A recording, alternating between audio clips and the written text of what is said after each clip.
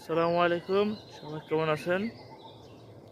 ভাই, এই পৃথিবীতে আসা হলো আল্লাহর ইবাদতের জন্য। আল্লাহ তাআলা আমাদের পৃথিবীতে পাঠিয়েছে শুধু তার ইবাদতের জন্য।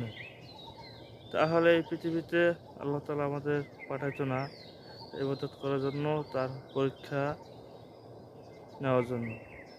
এটা তার একটি খেলা, সে খেলতেছে, তার ইবাদত যে করবে তাকে আল্লাহ তাআলা জান্নাত দান করবে। ভালো কাজ করলে জান্নাত, খারাপ কাজ করলে জাহান্নাম।